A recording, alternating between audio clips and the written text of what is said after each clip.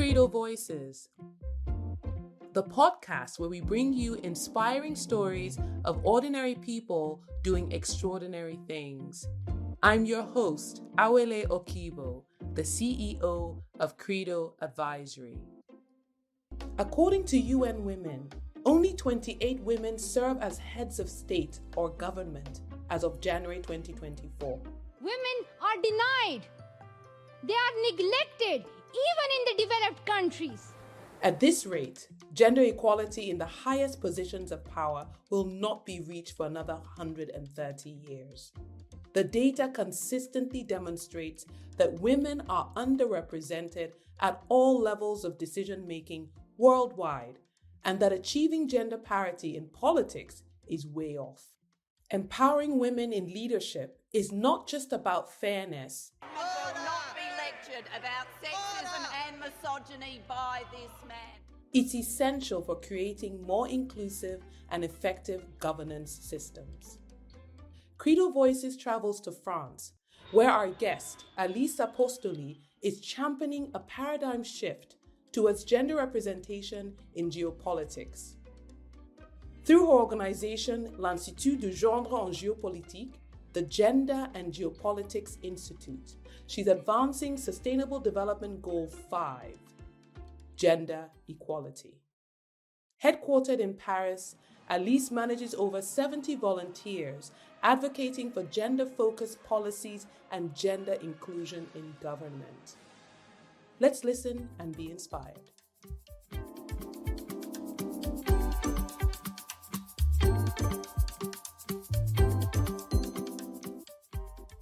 Hello everyone, and hello Awele. So nice to chat with you today. Thank you for inviting me on Credo Advisory. I'm Alice Apostoly, the co-founder and co-director of the Gender and Geopolitics Institute. Excellent. And can you tell me, how did you start the Institute and why? What motivated you to start an institute dedicated to feminist diplomacy and addressing international gender issues? So I always had feminist values growing up and a strong sense of justice when it comes to equality between women and men and LGBTQI plus rights. I was studying international business at the time, so I was always attracted to travels, and I could meet people from everywhere in the world. And what is not the statement is that women all across the globe are facing the same common enemy. So patriarchy, we're all facing violence, discriminations, unjust gender norms. And what really decided me to dedicate my life to fight this common enemy was during the Me Too phenomenon back in 2016.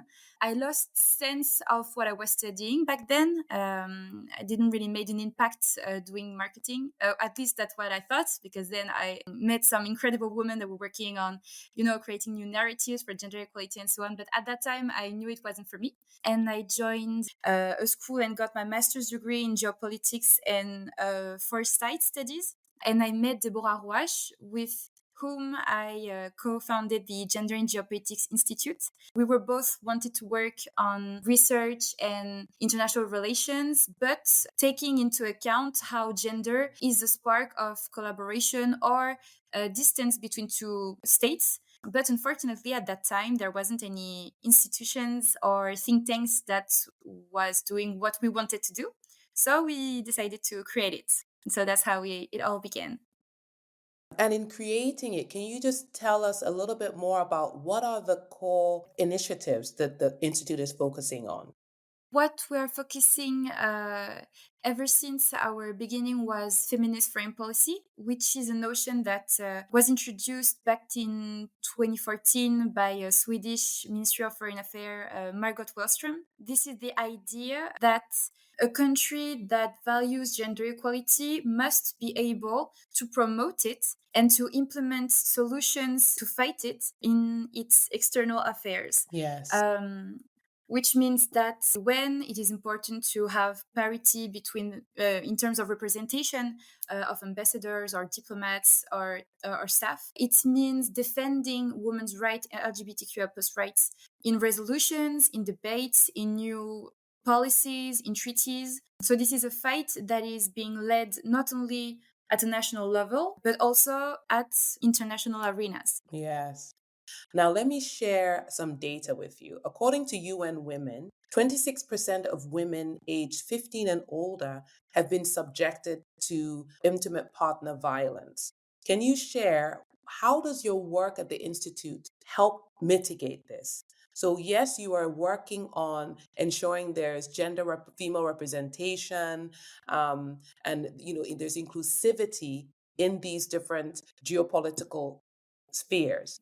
Can we address gender violence? I do believe we can address gender violence. So we work with the basic statement that gender is cross-sectional and that gender-based violence is a continuum.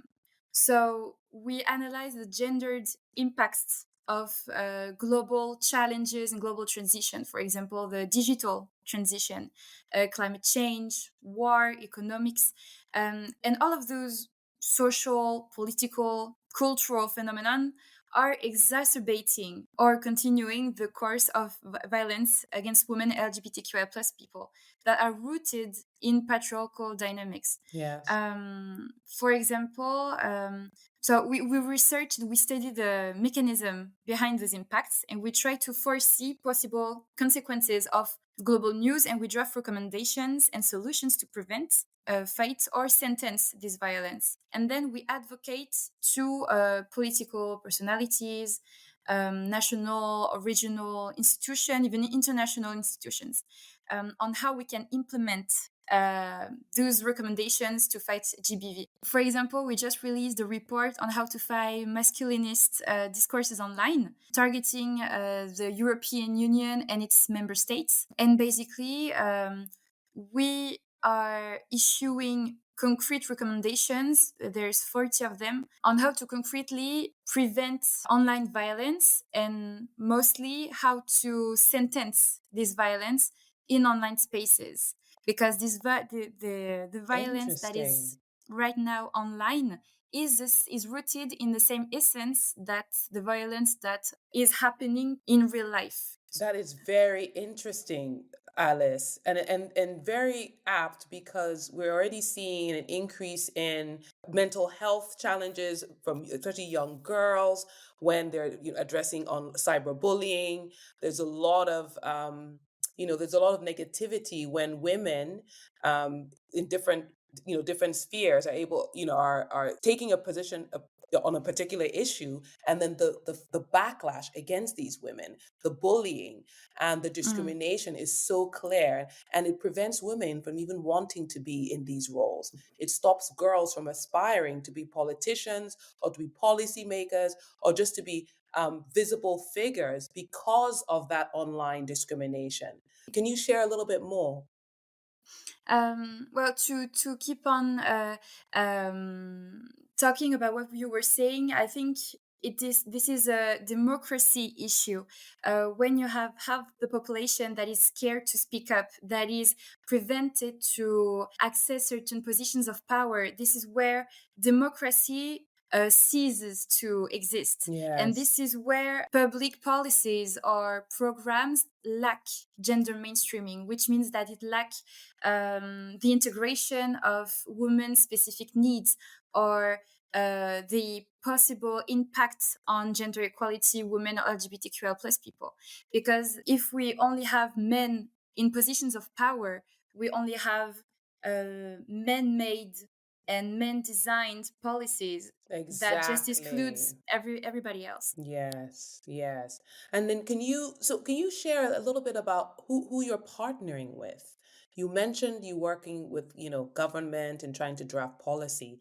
Can you just share a little bit about some of the other organizations that you partner with, if you could? Sure. So what's interesting with GGI is that we work with a quite diverse typology of partners, which means that we are well implemented in the feminist civil society. We work a lot, and we are partnering up with NGOs that are working and fighting for gender equality. So we participate to campaigns, and we exchange recommendations and solutions. We also try to work with civil society that is not particularly working for gender equality, but against climate change or against racism on social media, because the cyber violence is rooted in patriarchy, but also in values like white supremacy, that are also LGBTQI plus phobic. So we are in a time where we are facing a convergence of hate, and this is where GGI believes that we need a convergence of rights. So we try to also partner with regional and international institutions. So, for example, the EU, this report that we just issued is meant to be advocated for at the European Parliament. We also are in contact with other think tanks, be it in France, but also in other countries, to promote this gender mainstreaming importance. Okay, well, Alice, you mentioned the report the Institute just issued. Is it accessible to the public at this point? Yes, everything that we are drafting and publishing is free for everyone on the website. Excellent. And is made by our experts that are bright young women. We are youth led. Excellent. Yes. That's wonderful. I love that it's also youth led. Very nice. And then can you also share what are some of the challenges? So you're doing all this great work.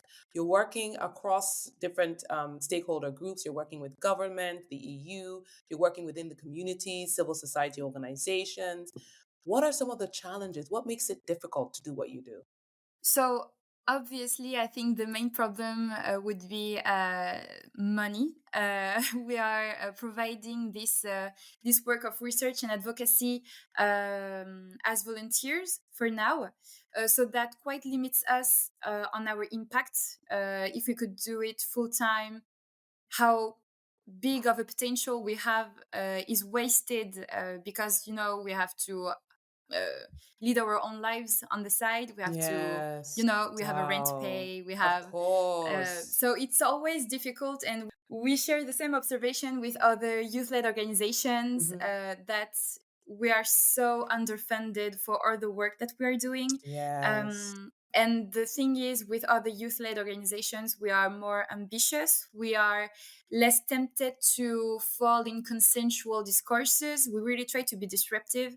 And another side of this lack of money is also due to advocacy, because most of the time you are not allowed to do advocacy stricto sensus when you are funded by some private actors, for example. So this is where it's difficult to hold the line of we want to be disruptive, we have all these new ideas, and we really want to have an impact.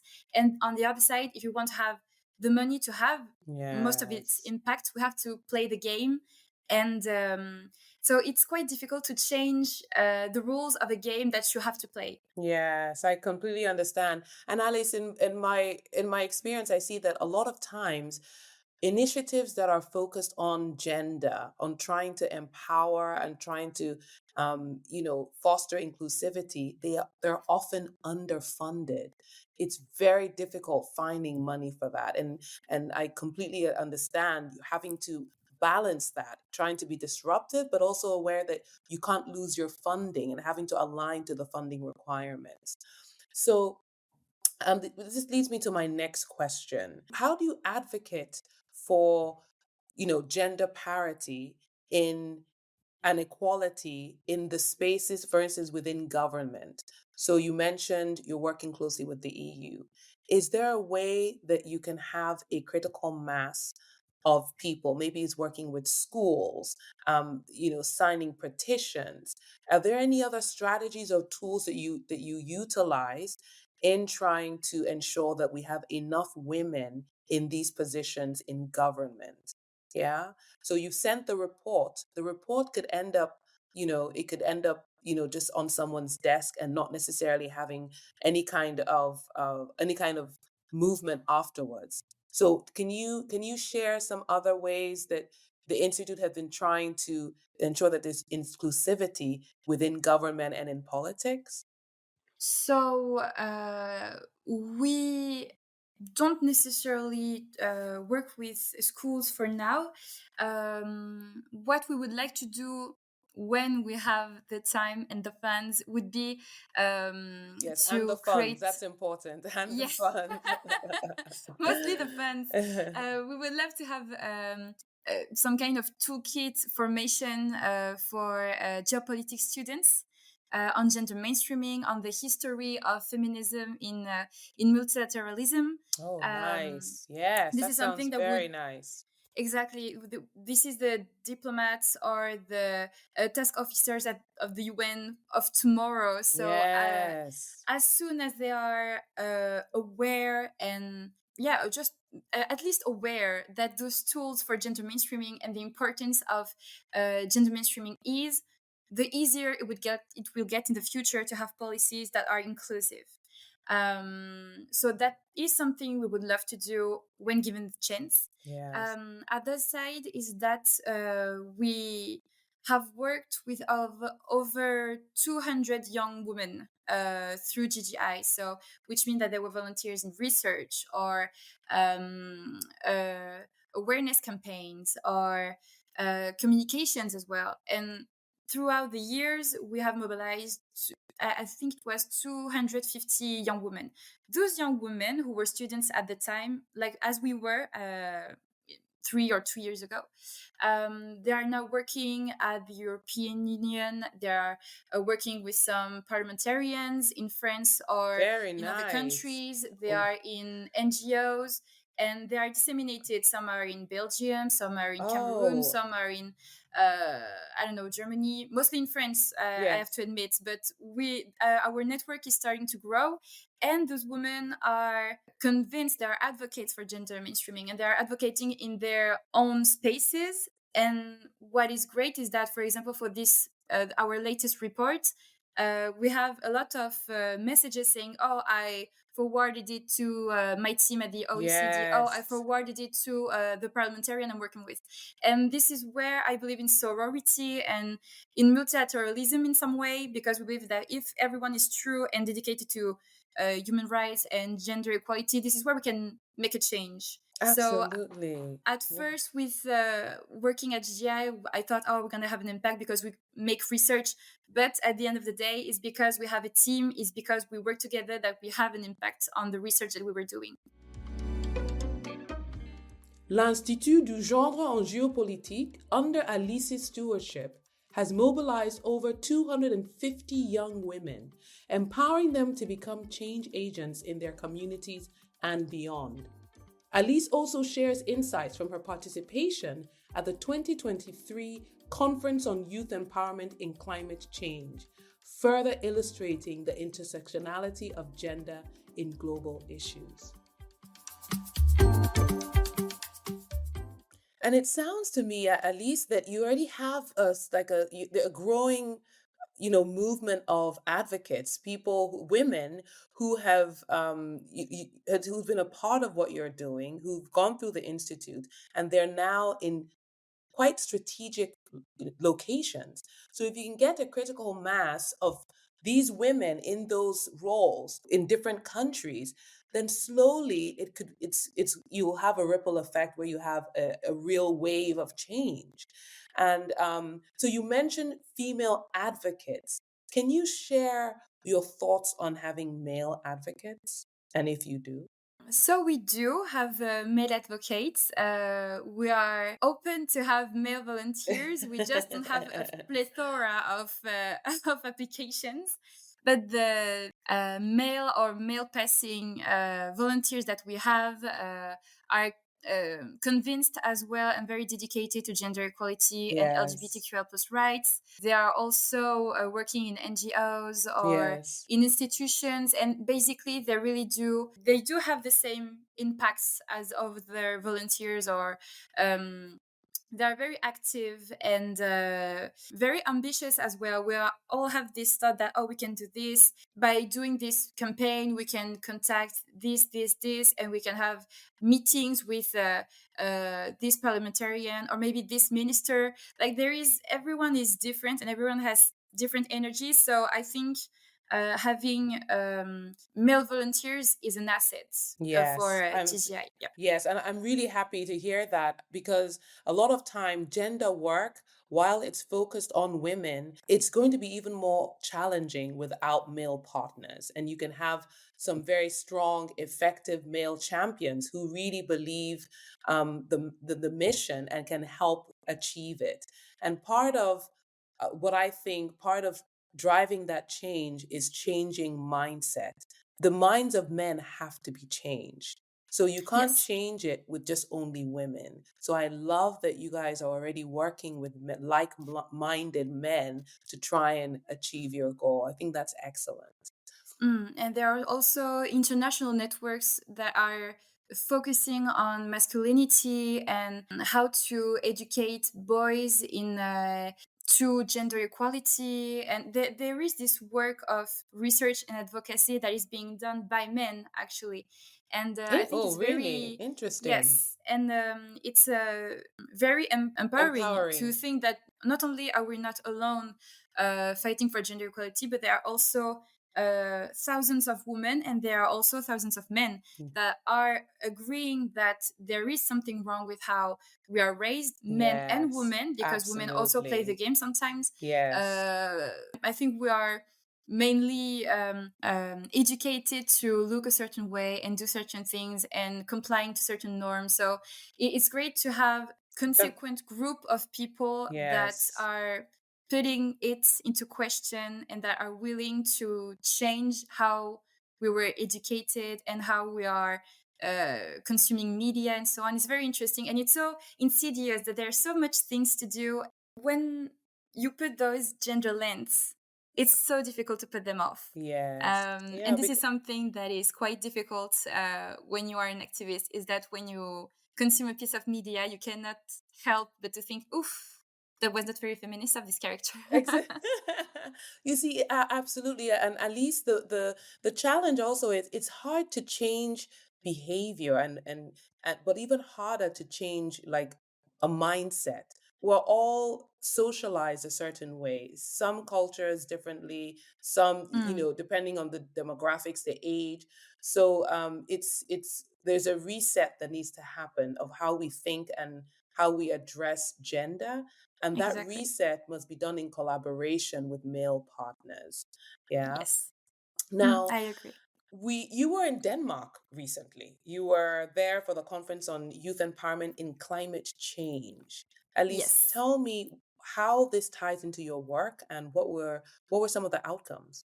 I had the chance to participate in this conference through the Action Coalition that GGI is part of. So I don't know if you are familiar with the Generation Equality Forum. No, I'm Uh, not. So it was an event in 2021 that was organized by UN Women and hosted in Mexico and then Paris. That was supposed to be the biggest international event for gender equality.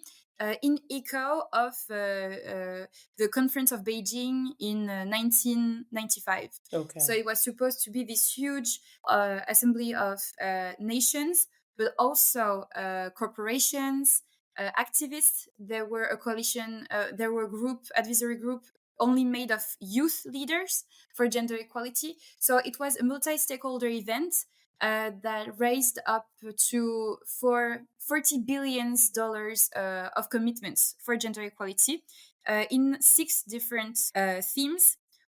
So 6 different action coalitions. We are part of the action coalition that is working on feminist action and climate justice, because we have a lot of research on climate change and gender responsive solutions to climate change. We're part of various working groups. So this is why we chose this action coalition. And so this conference on youth against climate change and for an inclusive transition was very interesting for us. And this conference was a day long, and it was refreshing. It was my first conference with only youth participants. Interesting. Oh, wow. I'm 27 and I was one of the old ones. So so yeah, it was very inspiring You to felt see old. a little bit. I like to feel young. I have to say it was very impressive. There were activists that were minors still, that are very active, that work with their governments. It was mostly Nordic youth, and it was very impressive. This is where I realized again, because it's not the first time I observed that, is that there is a generational gap in terms of activism and dedication to a cause. Because I know that when I was 16 or 17, I was not that aware of climate change or how to fight gender equality. And I know there were discriminations and violence, but I wasn't that active in terms of implementing solutions. And I think this is where I have the most hope, is that younger generation seems to be so active and so adamant in making change. It was very inspiring, and yeah, it was so great to exchange with all of them, and yeah, we made friends along the way. So it was a great opportunity, not only to share experiences and struggles, but also to go back home with so much motivation to Yes. go on. Yes. Wow. I'll end our conversation with my last question. Alice, how do people help your work? How do people support you and the Institute? You've mentioned funding, which I can imagine is a critical piece, but how else can people get involved? We have so many people helping us along the way. Apart from funding, I would say, is to spread our recommendations. We really try to create and disseminate solutions, so stakeholders or political personalities don't have the excuse of not knowing. Yes. We have the solutions. Some of them are like years old, because there are some programs or solutions that are advocated for from feminist NGOs, and it is still not on the discussions table today. So I think sharing our work, following us on social media, and if one of our research work is interesting for a field of work, for example, if one article on digital transition, if our report on climate change in Central Asia is relevant to your work, don't hesitate to use it. This is why we made it in the first place, so people can Yes. use it Okay. and create change on their own also. Excellent. Wow. Alice, thank you. This was really enlightening. I commend you and your incredible team at the Institute. I would love for us to have another conversation so I can check in and see how you guys are doing, to find out how impactful the report that's been submitted to the EU has been. But thank you for your time, and I'm wishing you all the best in everything that you're doing. Thank you so much. And thank you so much for inviting me. It was a great conversation, and it's always nice to share some positivity around the fight for gender equality. So thank you so much for the platform. The pathway to gender equality transcends rhetoric. It demands action. Through her cause, Alice demonstrates the importance of mobilizing women, advocating inclusivity in governance, and engaging on issues like climate change through a gender lens. Whether through advocacy, education, or grassroots initiatives, let us dismantle the barriers that impede gender equity. We must remember that women's equal participation and leadership in political and public life are essential to achieving the Sustainable Development Goals by 2030. Thank you for listening. Until next time, stay curious and keep believing in the power of your voice. This is Awele Okibo, signing off for Credo Voices.